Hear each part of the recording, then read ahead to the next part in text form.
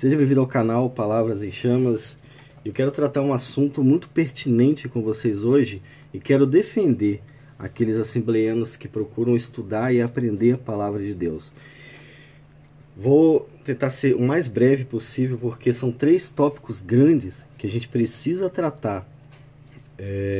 Há pouco mais de uma semana começou a circular um vídeo na internet.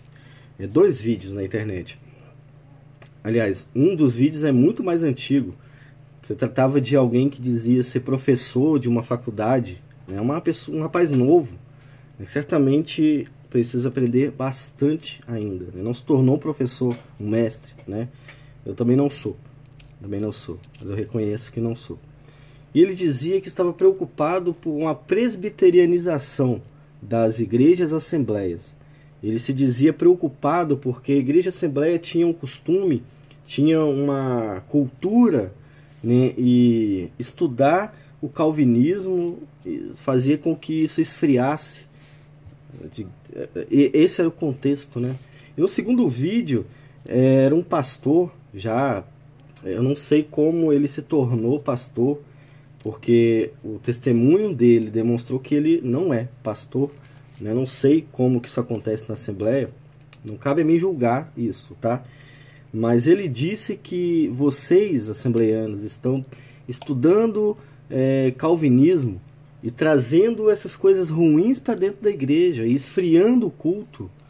De acordo com ele, a Assembleia é uma igreja de fogo, uma igreja de poder, né? E que vocês estão prejudicando eles com isso. Quero dizer para vocês que tudo isso é uma mentira.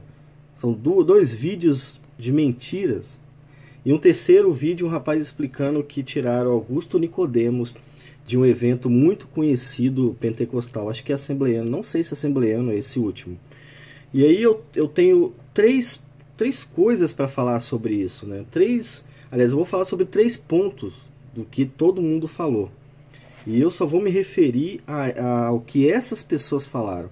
Eu não sei se o seu pastor está falando isso. Se você é pastor assembleiano, eu não sei se você está falando isso. Se você estiver falando, é para você também. Beleza? Que está se comportando mal, diga-se de passagem. A primeira coisa que você tem que entender é que essa é uma estratégia de medo. É uma forma de pregar o medo nas pessoas, de fazer com que elas achem que estão fazendo algo errado, mesmo quando estão fazendo algo certo.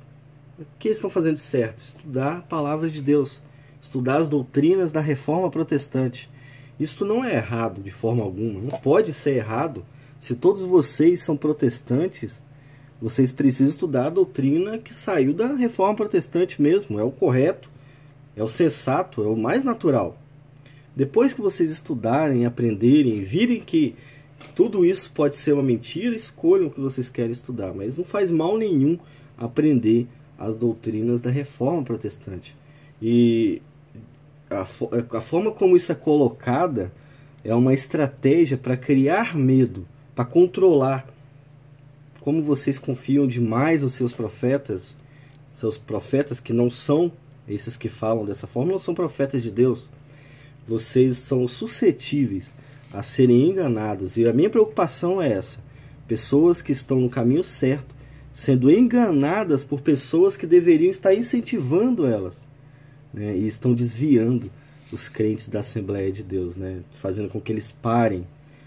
Essa estratégia ela é ótima porque se eu não quero que você desenvolva algo, se eu não quero que você aprenda algo e se torne talvez autônomo em alguns assuntos, é ótimo que eu fale para você que aquilo ali é errado, que aquilo ali é ruim.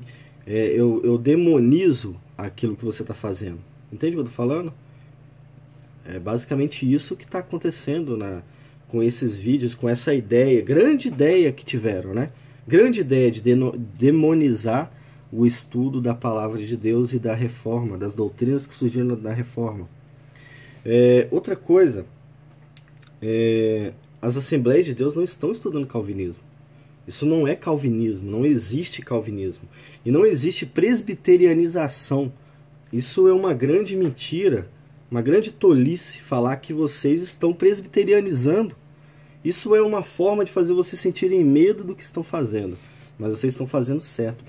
A igreja presbiteriana não surgiu em cima da reforma. A reforma não foi feita para a igreja presbiteriana. Ela surgiu depois. E ela adotou as doutrinas presbiterianas.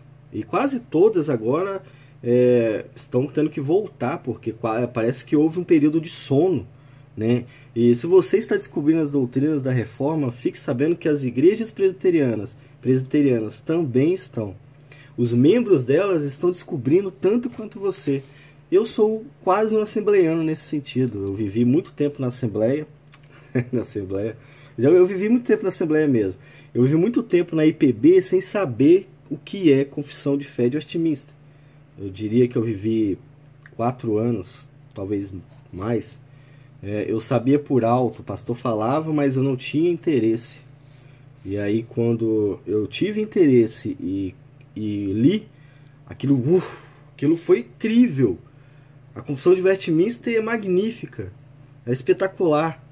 Ela não é superior à Bíblia, mas ela está toda baseada na Bíblia. Ela é cheia de referências bíblicas.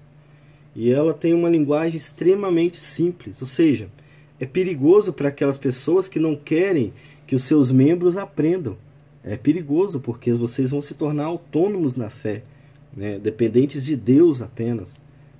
E realmente é assim mesmo que tem que ser. Nós só dependemos de Jesus, de Deus só. Pastor, ele é alguém usado para nos ajudar, mas nós dependemos de Deus, não de um profeta, né? E aí eu tenho aqui a confissão de fé aberta, porque eu quero mostrar para vocês que isso aqui não tem nada a ver com a igreja presbiteriana. A única coisa que tem a ver com a igreja presbiteriana é o fato dela ter assumido essa confissão aqui. E eu estou com a Bíblia a Bíblia de Estudo de Genebra, que é a melhor Bíblia que nós temos hoje, apesar de ter escolhido uma linguagem ruim, né? Mas é a melhor Bíblia de estudo hoje que tem no Brasil. E a Confissão de Fé de Westminster começa da seguinte maneira: capítulo 1 da Escritura Sagrada, básico. O que você precisa saber? O que é a Bíblia? Como ler a Bíblia? Ela é a palavra de Deus ou ela contém a palavra de Deus? Ela é confiável ou não? É isso que vai responder. E ela termina falando sobre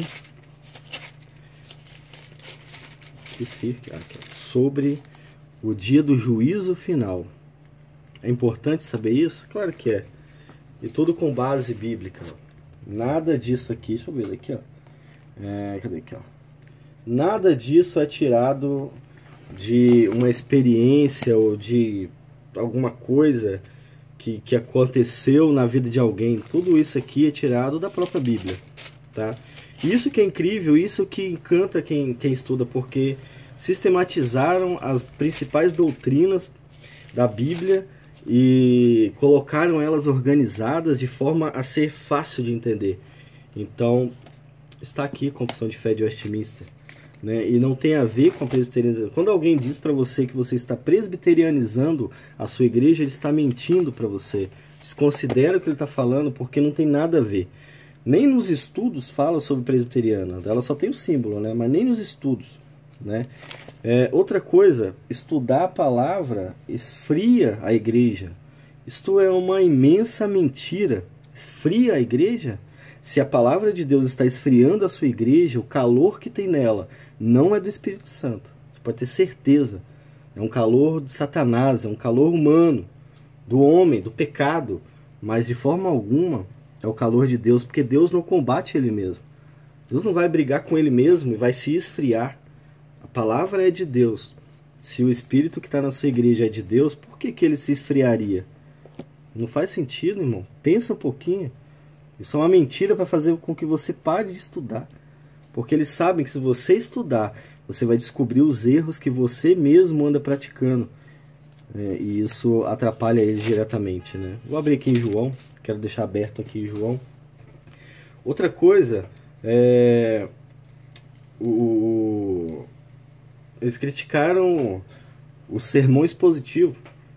Um dos pastores falou que que a IPB ela é mestre em fazer sermão expositivo e que isso, apesar de ser bom, não é tão bom assim fazer sempre.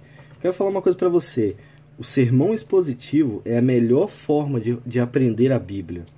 É a melhor forma de aprender a Bíblia. Estude sistematicamente. Estude toda a Bíblia sistematicamente. Quanto mais sermão expositivo você der, mais a sua igreja vai crescer. Quanto mais você estudar sistematicamente, expositivamente, né? Sistematicamente a Bíblia também. Mas quanto mais você estudar ela de forma expositiva, mais você vai aprender. Porque você vai aprender textos, contextos, história, cultura. Isso tudo está no texto. Né? E não está em sermões temáticos, não está em nenhum desses outros sermões. O sermão expositivo hoje é a melhor forma de aprender a Bíblia. Justamente outra coisa, né, que eles querem parar, né? Vamos demonizar o sermão expositivo e dizer que não é tão bom assim, né? É estranho porque é justamente o melhor tipo de sermão. Por que eles fazem isso? Eu não entendo. Então, meio a esse monte de mentira, eu queria dizer para você, assembleano, não seja enganado, não seja enganado. Por favor, em nome de Jesus, não pare de estudar. Eu quero ler com você aqui João 8, versículo 31 e 32. Vou abrir aqui na de Genebra. Eu poderia ler na palavra-chave, que é uma Bíblia feita pela própria editora CPAD, né, que é a versão que vocês usam. Mas eu já estou com essa aqui, vou usar ela aqui mesmo. Então, João 8, 31 e 32, Jesus diz assim, eu queria pegar uma caneta. Jesus diz o seguinte, disse, pois, Jesus aos judeus que haviam crido nele, se vós permanecerdes na minha palavra, sois verdadeiramente meus discípulos. Versículo 32. E conhecereis a verdade, e a verdade vos libertará. Vou ler de novo para você. Disse, pois, Jesus aos judeus que haviam crido nele. Havia um monte de judeus que tinham aceitado a Jesus, como vocês falam. E aí Jesus completa essa mensagem com isso aqui. Se vós permanecerdes em mim, e na minha palavra, permaneceis na minha palavra, sois verdadeiramente meus discípulos. E conhecereis a verdade, e a verdade vos libertará. Estão pegando a verdade de Jesus e invertendo e transformando o que Jesus falou em mentira. E a gente vai ler de novo e eu vou explicar para vocês o erro de quem fala isso sobre estudar. Vamos lá. Jesus tinha acabado de ensinar, né? E aqui no versículo 21, aqui na Almeida Revista Atualizada, o título é Jesus defende a sua missão e autoridade. E antes disso, no capítulo 8, é a mulher adúltera. Lembra que Jesus desceu do monte, estava ensinando? Então, muita gente creu em Jesus ali. Ele estava no templo pregando, né? E aí apareceu a mulher adúltera e Jesus perdoou a mulher adúltera, falou para ela que se ninguém condena ela, ele também não vai condenar e tudo mais. É uma história que você conhece muito bem. E depois ele defende a sua missão e com certeza as pessoas que estavam em volta estavam impressionadas com o ensino de Jesus, com certeza. E você também vai ficar. É só ler o capítulo 8 até chegar aqui. E dessas pessoas que creram, ele disse o seguinte, para vocês serem os meus discípulos, vocês permaneçam nas minhas palavras. Quais palavras? Os ensinos de Jesus. A Bíblia, a palavra de Deus, hoje, a palavra de Deus. Né? E se vocês permanecerem nas minhas palavras, vocês vão conhecer a verdade. E essa verdade vai libertar vocês. Por que vai libertar vocês? Porque vocês são meus discípulos, porque vocês conhecem a verdade. E vocês estão libertos. Vocês sabem que todo mundo é escravo de alguém. Todo mundo é escravo de alguém. Não existe ninguém que não seja escravo. Deixa eu contar uma história para vocês. Quando vocês nasceram, vocês eram livres? Vocês eram livres quando vocês nasceram? Me responde aqui uma coisa. Se vocês eram livres, por que o seu pai e a sua mãe não deixavam você fazer tudo? Você não era livre, então. E quando você virou um adolescente, você era livre mesmo? Certamente muitos de vocês eram livres e se tornaram, se passaram por problemas incríveis, né, imensos por causa disso. Mas será que vocês eram livres mesmo? Os pais de vocês concordavam e permitiam vocês fazerem? Não permitiam. Então vocês nunca foram livres. E quando a gente é adulto, a gente é livre? Quando a gente casa, a gente é livre? E a mulher é mais livre do que o marido, eu acho, né? É a mulher que manda. Nada disso. O marido não é livre e a mulher não é livre. O corpo do marido é da mulher e a mulher também é do marido. Então não há liberdade. Não há liberdade. Nós somos escravos o tempo todo. Sempre tem o Senhor. No sentido religioso, nós também somos escravos. Sem Jesus, sem a verdade, sem conhecer a verdade, nós somos escravos do pecado. Ou escravo de alguém que nos aprisiona. No caso de vocês, os líderes podem te aprisionar. Pode fazer com que vocês fiquem presos durante anos naquilo ali, sem conhecer a verdade. Por quê? Porque a verdade está fechada para vocês. Ó. Eu fecho isso aqui e começo a falar só o que eu quero, para que vocês continuem sendo escravos meus. Mas isso não é cristianismo. Isso não é verdade. Isso não tem Jesus nessa mensagem.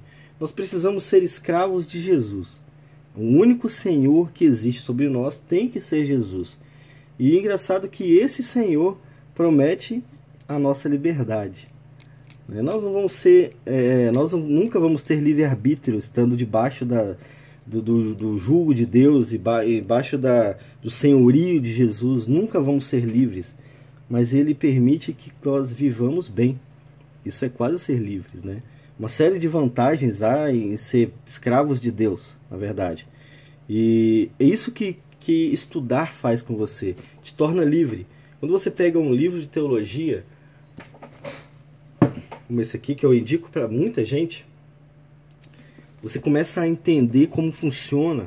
Você começa a ver como que deveria estar sendo ensinado, e não está. Você começa a ler o Cânone de Dort, quando você começa a ler a Confissão de Fé de Westminster, ou a Confissão de Fé de Guanabara, que compartilharam esses dias, né, com a gente, você começa a perceber que o conhecimento te liberta de um monte de coisas. Então ser escravo de Deus é ser livre de um monte de coisas, mas ser escravo de Deus.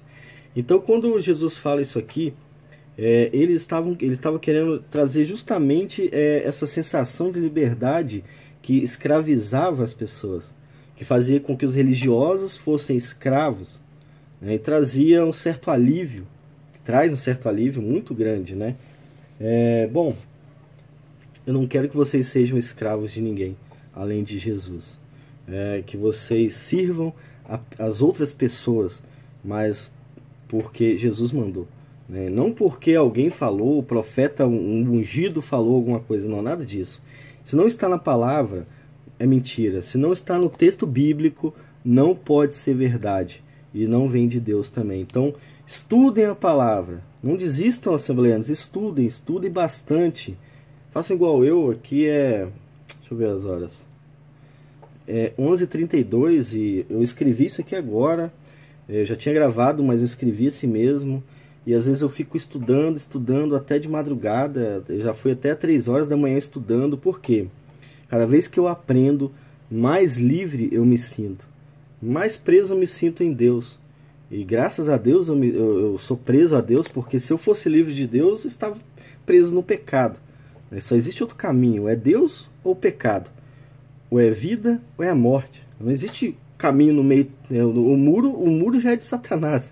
O muro já é da morte. Então eu me sinto muito feliz em ser escravo de Deus, servo de Deus. É isso que significa. Então não deixe de estudar, assembleanos, e preste atenção no seu líder. Se ele estiver fazendo isso que fizeram nos 2 vídeos, ele não é um profeta do Senhor, ele não é ungido de Deus, ele não é o pastor, o bom pastor dá a vida pelas ovelhas, não prende elas. Ele não mata as ovelhas, ele que morre pelas ovelhas. Então, cuidado com o que está acontecendo e não se deixe levar pelo que pessoas aparentemente poderosas estão dizendo. O bom do nosso grupo do WhatsApp é isso. O rapaz se inscreve no formulário do Google, ele coloca lá pastor. E quando ele entra no nosso grupo, ele é só um cristão. Não importa se ele é pastor, apóstolo, o que ele for. Lá no nosso grupo ele só é um cristão. Todos deveriam ser cristãos assim, sem autoridade, sem... A gente sabe que a gente tem que respeitar e amar os nossos líderes, mas eles não são os nossos senhores. O nosso Senhor é Deus. Eles são pessoas que nos lideram, que nos ajudam quando a gente precisa, mas superiores, digamos que santos e deuses, eles não vão ser nunca. Então pare de adorar os pastores e sei lá quem, beleza? Aprendam a ler expositivamente, aprendam a ensinar expositivamente. Aqui no canal, por exemplo, eu vou começar uma série de vídeos sobre Hebreus. Já estou convidando você, Hebreus de forma expositiva. Eu vou até abrir aqui, que eu vou seguir alguma divisão, alguma ordem, né? Eu não sei qual ordem eu vou ainda, porque eu tomei essa decisão hoje, de ensinar Hebreus. E Hebreus já bem dividido, ó. Hebreus do versículo do capítulo 1, do 1 ao 4, por exemplo. Nós só vamos estudar esse texto. Depois do 5 até o 14, e eu só vou ensinar esse texto. Depois do 2, 1 até o 2, 4, bem devagar para você entender versículo por versículo, palavra por palavra. Esta é a melhor forma de estudar. Amém? Então, eu quero que vocês fiquem com Deus. Nunca desistam de ensinar, nunca desistam de aprender. Se vocês estão sendo perseguidos, é porque está dando certo. Porque todo mundo que tenta viver o que Deus mandou vai ser perseguido. Isso é uma regra, né? Não tem como fugir. E a gente está aí também para ajudar. Se vocês precisarem de algum auxílio, de alguma ajuda, é claro que eu vou estar aqui 24 horas por dia. Desejo que Deus, o Deus de amor, o Deus de justiça, o Deus verdadeiro, auxilie naquilo que faltou nesse vídeo. 20 minutos, e eu sei que pode ter faltado um monte de coisas. Que vocês fiquem com Deus, que não desistam, não desanimem, e vamos partir para o ensino e para o aprendizado. Eu estou aprendendo há muitos anos e vou continuar aprendendo. E se Deus quiser, eu vou morrer aprendendo. E eu fico muito feliz com isso. Espero que esse seja o prazer de vocês também. Beleza? Fiquem com Deus e até o próximo vídeo aqui no canal Palavras em Chamas.